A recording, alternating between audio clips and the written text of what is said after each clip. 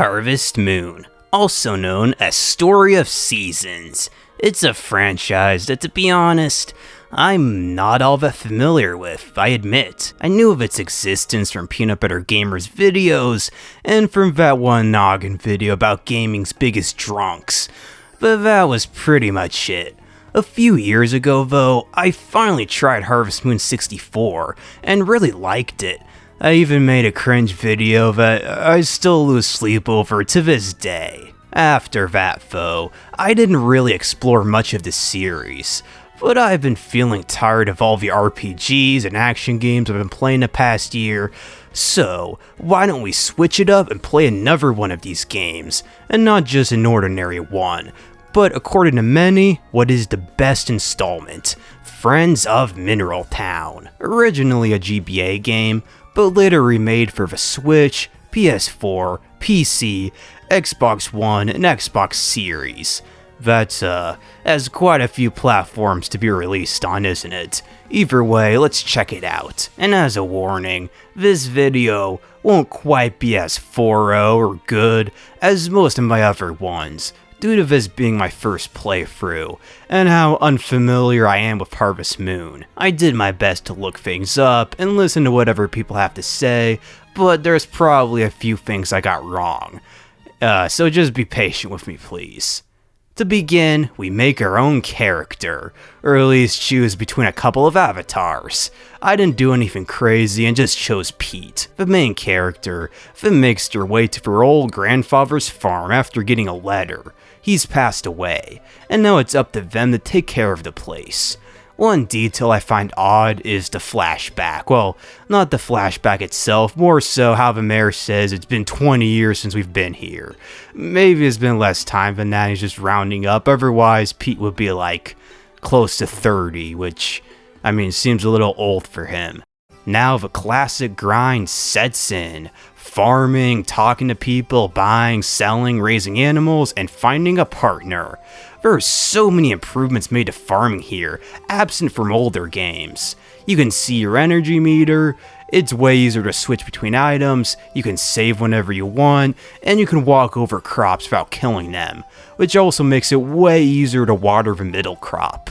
You can carry a lot of stuff at once too, which is really nice, and on top of that, farm tools and other items are in separate pockets. Speaking of those farm tools, with some metals and money, they can be upgraded at the forge. These upgraded tools make it easier to plow your fields or water more plants at once. Getting these metals is a little tricky. You have to go to the local mine, hence the name of the game, Friends of Mineral Town, but anyway, various rocks can be struck with a hammer to uncover ore of these various metals, and using your hoe, you can uncover a secret ladder, leading to the next level of the mine. The deeper the floor, the higher the likelihood of getting rarer minerals, like gold. But every move you make needs to be made correctly, since you have limited energy to mine with. The best strategy is to save at the start of each floor, and then just hoe around to easily unlock new floors, without wasting time mining for useless materials. Other than crops, you can raise livestock too, although they aren't nearly as lucrative as you would think. Mineral Town is full of businesses, people, and events. There's the local shop, a winery, the mayor's home, the clinic, the library, the forge, the inn, the poultry store, the livestock store, and a lot more. It's fun talking to the townsfolk. Well, I mean, not this one lady, like seriously, why does her text move so slow?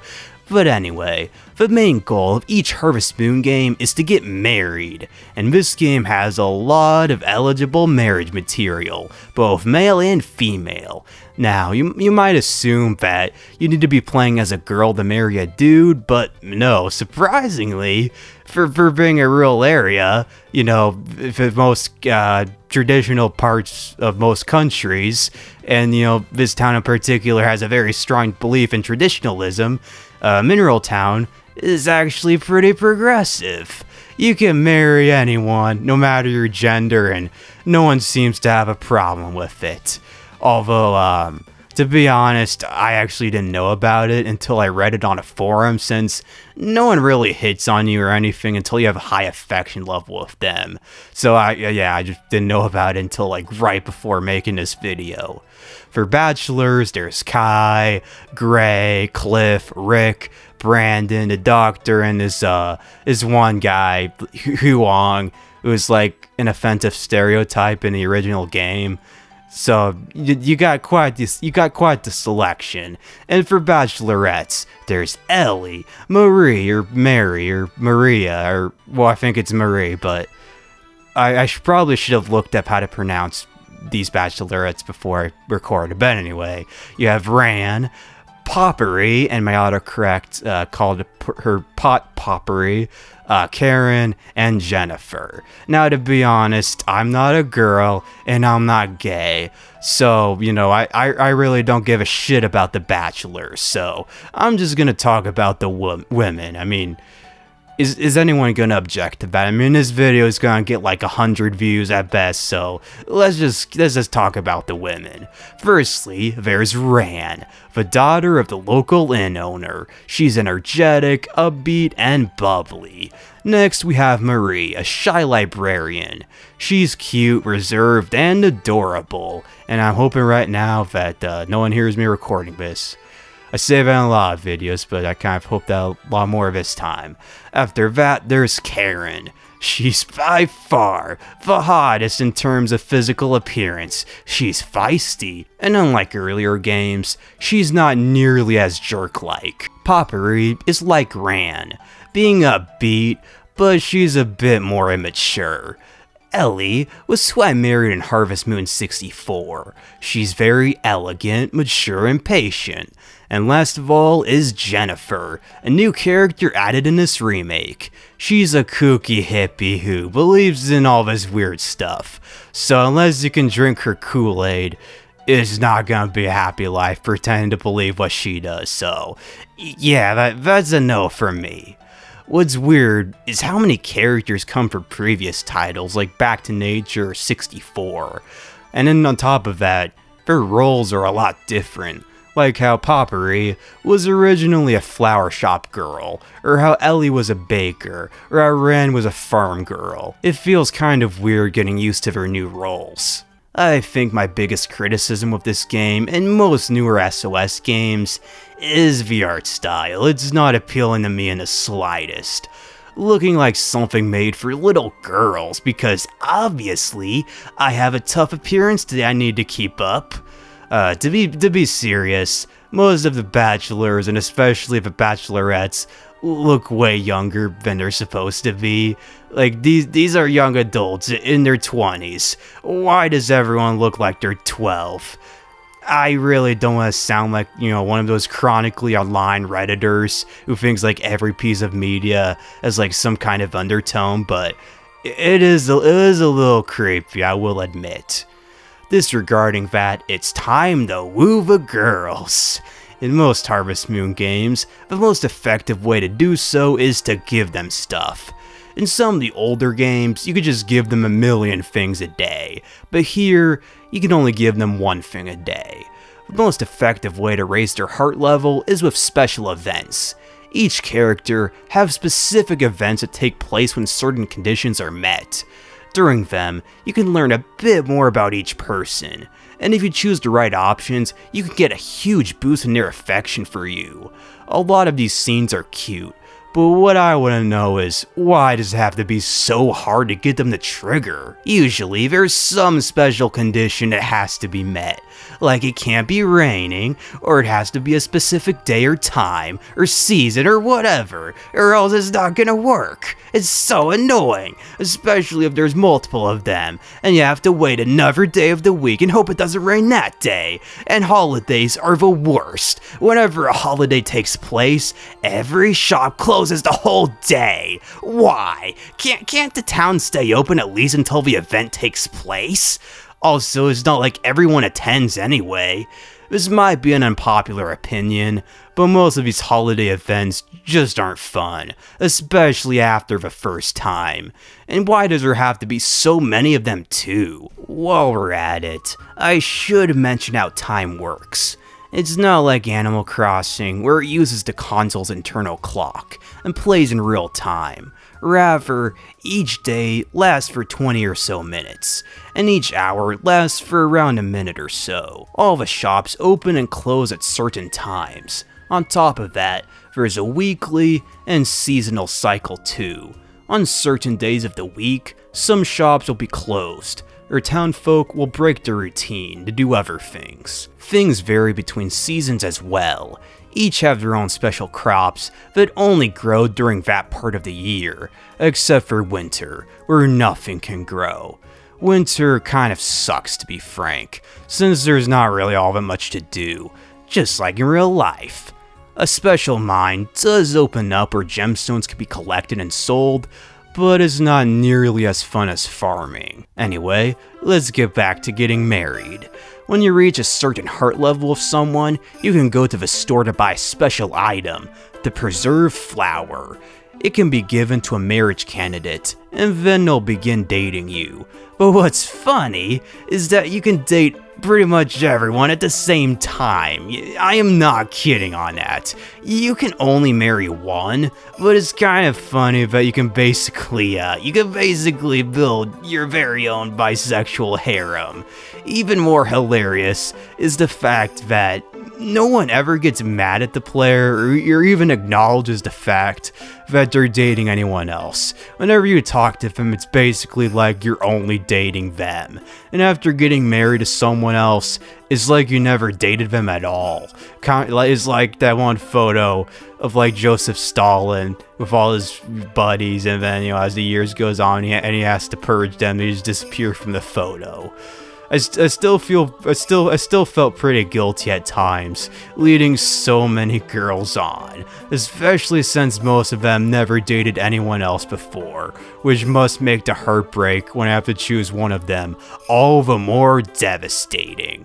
When a candidate's heart level becomes red, it's ready to propose. No, it's time to propose. Stupid me writing the script. In a world of Harvest Moon, instead of a pricey engagement ring, you can just buy a blue feather to propose, and it costs the same as about 10 pieces of chocolate, so basically like $10 or 15 or 20 or what, I don't know in this economy. Even if it's like that much, I mean, still, it's not that much money compared to an engagement ring, which is like hundreds or thousands. So why can't we be more economical like this in the real world? I mean, to be fair, it's not like I'm ever getting married, or I'm ever gonna find love, so it's kind of a waste of time for me to worry about spending thousands on a ring, so I'm gonna die alone. Most of the time, after proposing, your date will say yes, and it's time to get married. I chose Potpourri. I was thinking about doing Ellie again, but come on, look at that face. How can I say no? The next week, the wedding takes place, followed by the credits. Kind of fitting considering the fact that so many players of these games just stop playing after getting married, myself included. Things get kind of boring once you no longer have to make the time to see your partner or meet the conditions for special events, but there's still quite a bit more to do.